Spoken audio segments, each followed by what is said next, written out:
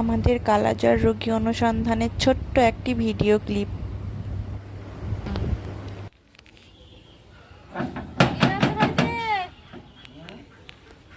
আমি আশা কর্মী আসছি।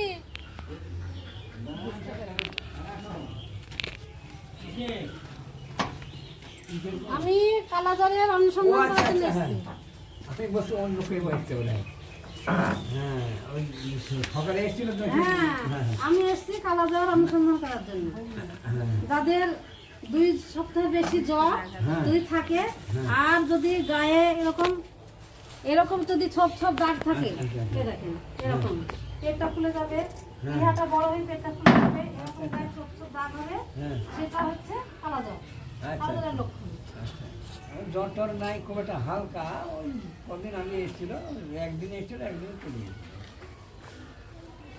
এরকম যদি থাকে পার্শ্ববর্তী কারণে তাহলে আচ্ছা ঠিক আছে, আমি আবার আমরা চলে গেলাম, আমি চলে গেছি গেট দিয়ে।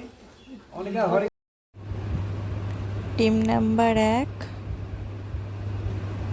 পরে কালাজ্বর দিয়ে হাউস নাম্বার 61।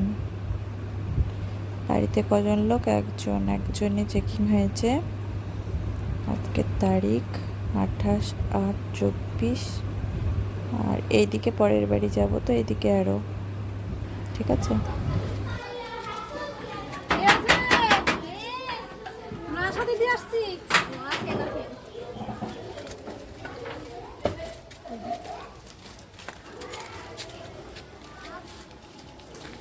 বেশি জ্বর আছে কিনা, আর গায়ে এরকম এর পেটটা এরকম খোলা আছে কিনা, গায়ে এরকম ছোপ ছোপ দাগ আছে কিনা, এরকম দাগ যদি থাকে তাহলে সেটা কালাজ্বর। ঠিক আছে, এরকম দাগ নেই আমাদের বাড়িতে কারোর। যদি পার্শ্ববর্তী কারোর থাকে তাহলে আমাদেরকে জানাবো।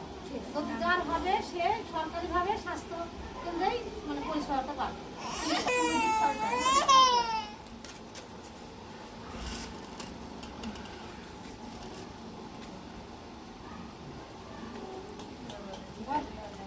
বয়স কত? শুভদীপের বাই বাই।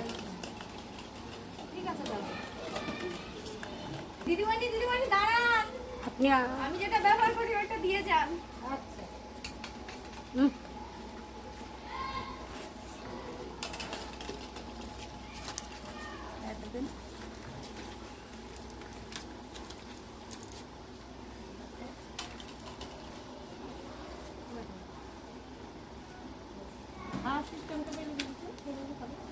যেভাবে খাও ওরকম ভাবে খাবে।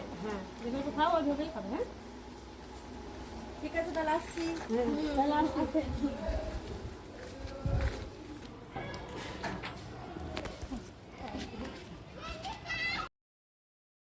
ঠিকঠাকভাবে এসিএস প্রোগ্রাম হচ্ছে কিনা তা দেখার জন্য ডিস্ট্রিক্ট টিম ভিজিটে এসেছিলেন।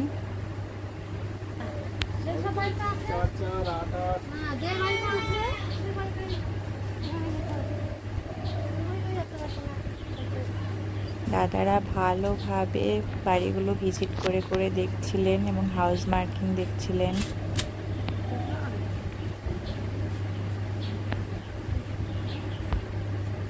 এবং সার্ভিস শেষে আমাদের টিমের একটা ফটো তুলে নিলাম। ধন্যবাদ সবাইকে।